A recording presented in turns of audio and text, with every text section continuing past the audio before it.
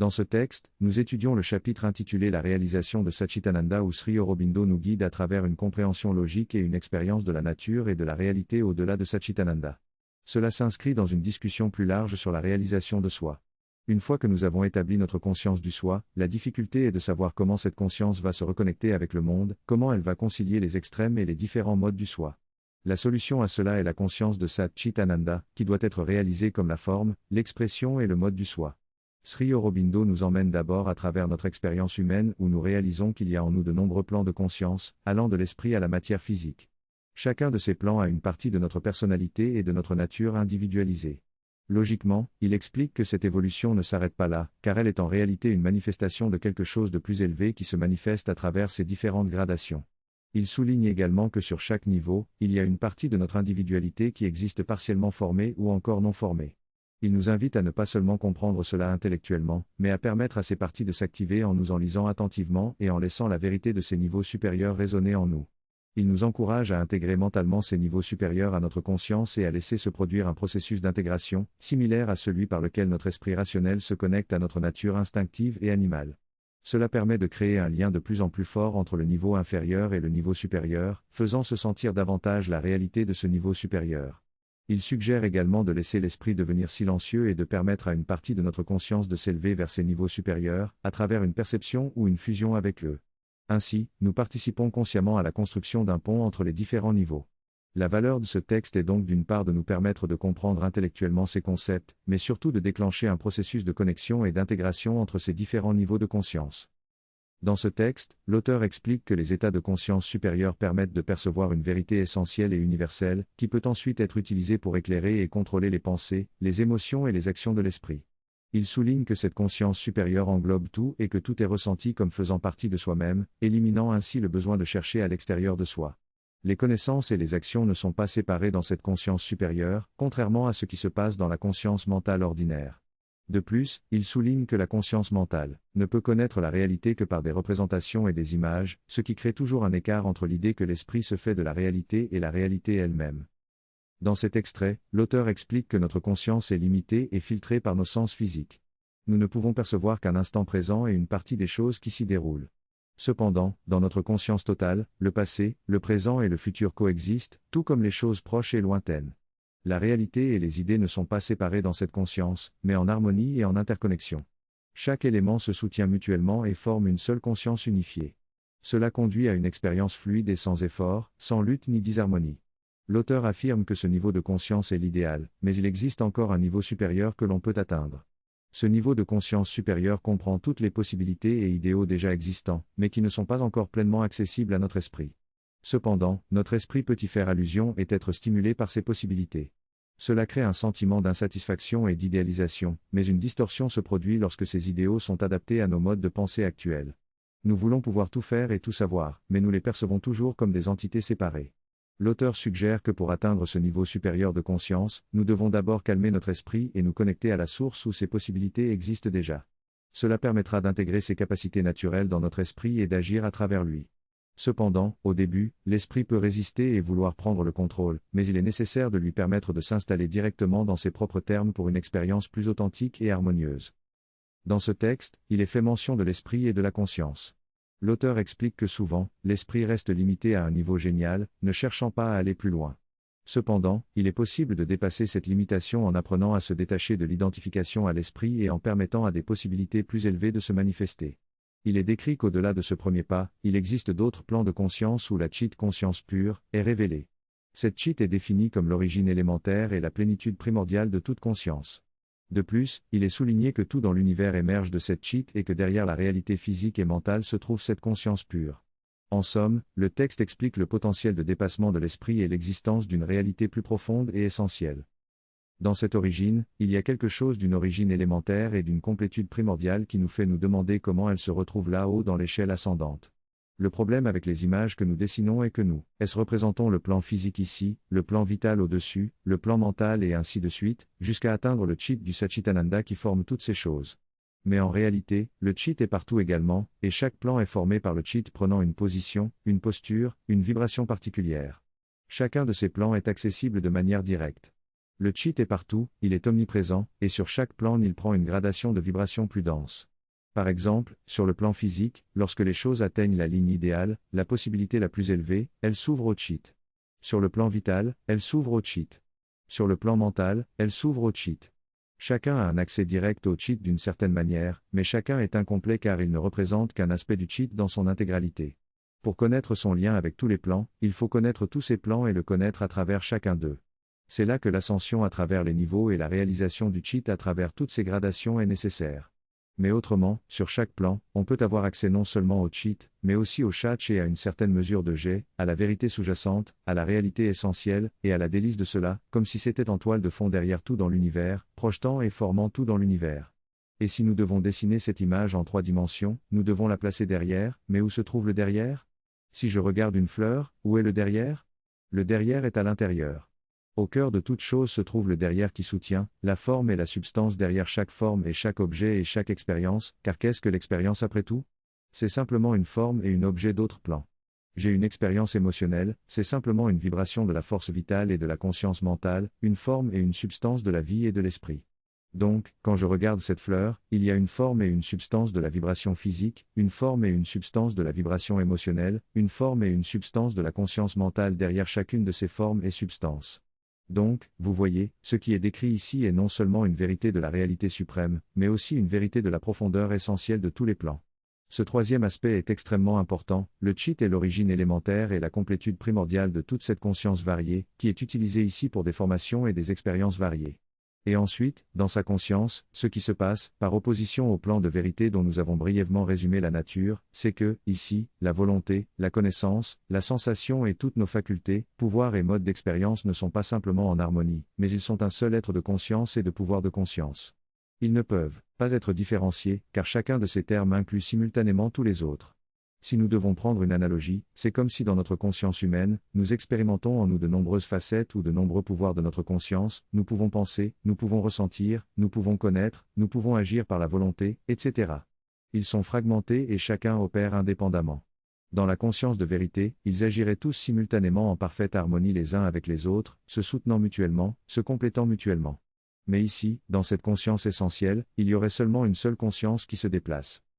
Dans cette partie, il est expliqué que toutes les facettes de la conscience, telles que la volonté, la connaissance, les sensations, etc., ne peuvent pas être séparées car elles sont toutes présentes en même temps dans une seule expérience de conscience. Elles sont toutes une seule et même entité de conscience et de pouvoir de conscience. Même si elles sont harmonieuses et unifiées, elles sont décrites comme étant simplement harmonieuses et unifiées. Il y a une hiérarchie dans laquelle chaque niveau d'expérience modifie et amplifie différemment l'entité de conscience. Au niveau le plus élevé, nous avons le supramental, où toutes les facettes sont en parfaite harmonie.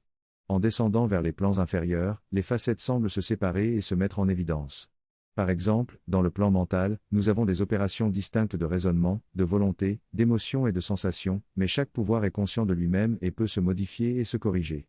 Les émotions sont situées à la limite entre la conscience mentale et la force vitale, et elles peuvent être modifiées et choisies consciemment.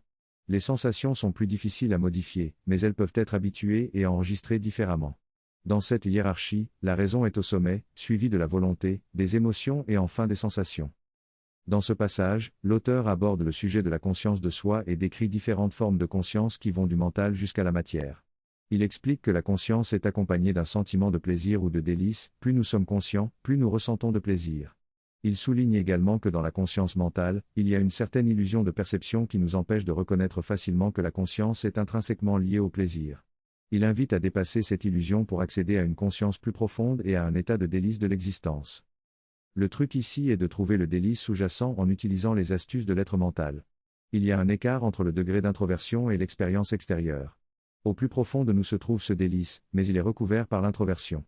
Lorsque l'on se trouve dans une conscience purement physique, débarrassée de l'esprit et de la force vitale, on ne peut même pas dire que l'on est inconscient, encore moins que l'on ressent du délice. Tout paraît terne et émoussé. À mesure que l'on monte dans l'échelle de l'introversion, une partie de cet aspect délicieux se libère à travers ses couches. Par exemple, les plantes sont conscientes d'une certaine manière, mais ce qui se libère d'elles n'est pas le pur délice, mais des ondulations modifiées. Même ces ondulations sont mises en couches et donc l'aspect délicieux peut être caché derrière de nombreuses couches dans la conscience humaine. Derrière la tristesse, il y a toujours une partie de nous qui apprécie l'expérience, même au plus profond de la tristesse. La capacité de se cacher derrière des couches et de s'identifier à l'une de ces couches est une astuce. La réalité est que derrière tout, il y a toujours un délice de soutien. Posséder le soi, c'est posséder le bonheur de soi-même. Ne pas posséder le soi, c'est être dans une quête obscure du délice de l'existence. Le fait de se sentir malheureux n'a pas de réalité propre, la vérité derrière ce sentiment est que l'on cherche le délice de l'existence. Alors au lieu de dire je suis malheureux, on peut dire je cherche le délice, je ne l'ai pas encore trouvé. Lorsque l'on approche de ce délice, il devient de plus en plus présent. Donc posséder le soi, c'est posséder le bonheur de soi-même. Il est dit que posséder soi-même ne conduit pas nécessairement au bonheur. En réalité, notre quête de bonheur consiste à trouver le délice de l'existence. Cette différence entre la possession de soi-même et la recherche du bonheur n'est que subtile. Lorsque je suis malheureux et que je vois quelqu'un d'autre heureux, c'est parce qu'il n'a pas encore atteint la possession de soi-même, mais il est plus proche du bonheur de l'existence que moi. Il est encore en quête, c'est pourquoi son bonheur est superficiel et transitoire, avec ses hauts et ses bas. Je suis engagé dans une quête plus profonde. Nous trouvons l'essence de notre bonheur lorsque nous nous trouvons nous-mêmes, lorsque nous trouvons le délice de l'existence. Cependant, cette quête peut se faire à différents degrés, représentée par les termes trouvés, voir ou connaître. Plus nous nous rapprochons du délice de l'existence, plus nous ressentons la joie et la source de notre bonheur à l'intérieur de nous-mêmes. Auparavant, je cherchais le bonheur à l'extérieur, en recherchant des choses matérielles, l'amour des autres ou un but dans la vie. Mais ces satisfactions temporaires ne conduisent qu'à des fluctuations et à une perte de bonheur. Finalement, nous devons regarder à l'intérieur de nous-mêmes et réaliser que ce n'est pas les choses qui nous rendent heureux, mais notre approche envers elles. En cherchant à l'intérieur de nous-mêmes, nous entrons en relation avec nos aspirations les plus profondes, notre dévotion pour le divin. Cela nous apporte du soulagement, une diminution de la douleur et peu à peu, une plus grande satisfaction et enfin de la joie. Nous trouvons cette source de bonheur en établissant un lien direct avec notre être psychique, en ouvrant les différentes couches qui nous séparent de lui. Nous réalisons alors que l'essence de notre être psychique est l'ananda, la délice de l'existence. C'est une essence commune à toutes les facettes et formes de l'être psychique. Ainsi, l'ananda est la vérité la plus profonde qui se trouve au cœur de nous-mêmes et qui transparaît dans toutes les expressions de notre être psychique. Dans cet extrait, l'auteur définit la délice de l'auto-existence comme étant une joie profonde qui n'est pas seulement liée à des émotions telles que la joie et le bonheur, mais qui provient de la prise de conscience de son existence en tant que conscience existante. Cette délice n'est pas conditionnelle, elle ne dépend d'aucune circonstance extérieure. Elle est l'essence même de l'existence de la conscience et ne peut jamais être perdue ou modifiée. Lorsque l'on réalise cette délice de l'auto-existence, notre relation avec le monde devient imprégnée de cette délice. Que ce soit avec de belles choses comme un jardin ou des expériences moins agréables, la délice reste présente. Posséder soi-même cette délice signifie posséder la délice de l'existence, alors que ne pas la posséder signifie être en recherche obscure de cette délice. La solution pour sortir de la misère est donc de retrouver et de posséder cette délice de l'auto-existence. Cette délice de l'auto-existence est également présente à un niveau universel, car tout dans l'univers est formé par la conscience universelle de l'autoconscience, qui est délice. Ainsi, le divin, qui est délice, crée les différentes manifestations de l'univers sans jamais perdre cette délice. Ce que nous percevons de l'univers est donc une infime partie de la réalité totale de l'existence. La forme externe de l'univers n'est pas lui, c'est au mieux l'expression externe de lui. Derrière couche par couche et jusqu'à l'essence se trouve la plénitude de son être. Tout comme lorsque vous rencontrez un autre être humain ou un autre animal ou plante, vous ne voyez que la forme du corps et ils disent « Oh, je sais que tu me connais, tu connais seulement mon visage que tu reconnais, tu ne me connais pas dans les sentiments, les pensées et la personne que je suis à l'intérieur, et pour cela, tu dois réellement pénétrer plus profondément. » Et c'est la même chose dans l'univers, vous regardez l'univers et c'est le corps de l'être divin, mais seulement la partie physique la plus superficielle est tout ce que vous voyez. Si vous pouviez pénétrer à l'intérieur, vous verriez cet être gigantesque, infini, intemporel, transcendant l'espace, se déversant dans l'espace, se déployant dans le temps. Qu'est-ce que le déploiement ? C'est simplement son existence pure, telle que la conscience qui est béatitude, et tout l'univers n'est que le déploiement de cette existence pure. C'est ainsi que Sri Krishna a donné à Arjuna un aperçu de ce qui était décrit comme la forme universelle divine, où il ne voyait pas seulement les êtres divins les plus beaux, mais aussi les formes les plus extrêmes et effrayantes des démons, ainsi que tout ce qui se trouve entre les deux, car tous ceux-ci sont des aspects et des formes de ce mouvement de déploiement. La nature de cette réalité, c'est cela, mais qu'y a-t-il derrière ? Qui est-ce vraiment ? L'univers est la forme déployée de l'être divin, mais qui est-il derrière ? Le maître de la délice universelle de l'existence, celui qui possède une conscience consciente de soi, une béatitude consciente de soi. Derrière tous les aspects et les formes de l'être, derrière toutes les extrémités décrites dans les chapitres précédents, se trouve ceci, l'universel est toujours en possession de la béatitude et de la béatitude consciente de soi, car il est toujours cela, le divin. Qu'il se manifeste avec ou sans qualité, en personnalité ou sans personnalité, en un ou en plusieurs, en manifestant sa multiplicité essentielle, il est toujours en possession de la béatitude et de la béatitude consciente de soi, car il est toujours cela, le divin. Cette réalité est la fondation de tout le cosmos, mais souvenons-nous que tout cela, tout en discutant du soi, est la fondation essentielle, les autres aspects ne sont que des facettes du soi. Ainsi, pour nous aussi, connaître et posséder notre vrai soi, essentiel et universel, c'est découvrir la béatitude essentielle et universelle de l'existence, la béatitude consciente de soi et la béatitude totale.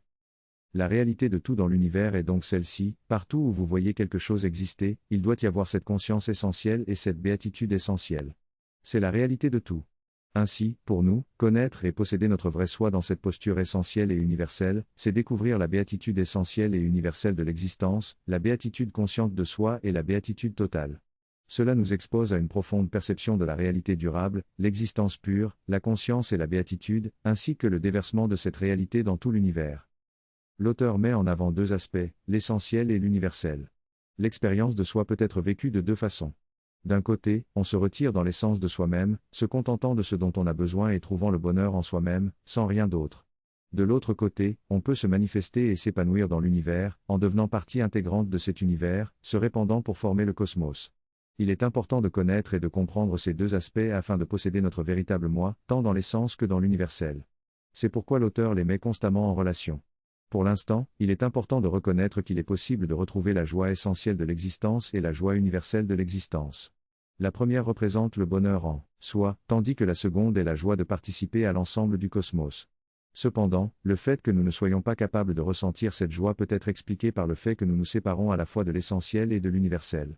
Nous nous identifions à notre forme physique et mentale, nous prenons cela pour notre moi essentiel et nous nous coupons de l'univers. Nous essayons alors de nous affirmer contre l'univers et nous perdons ainsi cette joie universelle.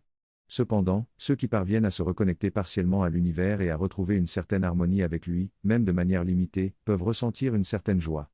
De même, ceux qui se contentent de se concentrer sur leur propre bonheur et ne poursuivent pas des objectifs obsessionnels peuvent être plus heureux. L'âme individuelle doit donc se reconnecter à la fois à l'essentiel et à l'universel pour retrouver sa véritable nature et expérimenter cette joie profonde. Dans cet extrait, l'auteur parle des différentes identifications incorrectes que nous faisons dans nos expériences de vie. Il compare cela à la façon dont nous mangeons de la nourriture, en nous focalisant sur la forme et le goût plutôt que sur l'essence de ce que nous mangeons. Il mentionne également l'identification que nous avons avec notre corps, notre esprit et notre flux de vie, pensant que c'est notre véritable identité. Cependant, il souligne que ces identifications ne sont pas essentielles et que nous pouvons nous libérer de ces limitations en réalisant notre connexion avec l'univers et en expérimentant un sentiment d'unité. L'auteur nous encourage à rechercher une expérience plus profonde de nous-mêmes et à reconnaître que nous faisons partie d'une manifestation plus vaste de l'univers. L'auteur exprime l'idée que la conscience est comme de petits courants étroits dans un océan. Chaque individu est un courant particulier, une ligne spéciale de développement dans l'ensemble de l'univers. Cependant, lorsque nous nous identifions séparément en tant qu'esprit corps-vie, nous entrons en conflit avec notre alignement naturel avec l'univers. Nous nous fixons alors des objectifs partiels qui ne sont pas en harmonie avec l'ensemble de l'existence, ce qui crée une division en nous-mêmes. Cette division limite notre capacité à connaître notre véritable nature et nous rend sujets à l'ignorance, à l'incapacité et à la souffrance. La cause fondamentale de cette non-possession de notre unité est la perte de l'unité elle-même. Ainsi, la récupération de l'unité devient le moyen suprême pour surmonter ces limitations et retrouver notre alignement avec la conscience divine. Dans ce passage, l'auteur parle d'une approche pour trouver le bonheur et la satisfaction dans la vie. Il explique que la clé est de retrouver l'unité avec l'univers et la manifestation de cette unité. Il mentionne que cela se réalise en réalisant notre vrai moi et en vivant selon notre véritable nature. L'auteur fait référence à des textes de Savitri qui décrivent cette expérience de l'unité et de la béatitude dans des formes divines et harmonieuses. Il souligne également que derrière l'apparence de la mort et de la nuit se trouve la réalité divine, qui justifie toutes les luttes et souffrances de l'univers. En conclusion, il encourage les lecteurs à poursuivre cette réalisation de l'unité et à manifester leur véritable nature dans le monde. Prenez un moment pour méditer sur ce thème et ressentir pleinement sa signification. Laissez vos pensées et vos émotions vous envahir pendant quelques minutes. Laissez-vous envelopper par l'expérience et laissez les eaux résonner en vous, vous permettant ainsi de toucher l'essence de ce thème.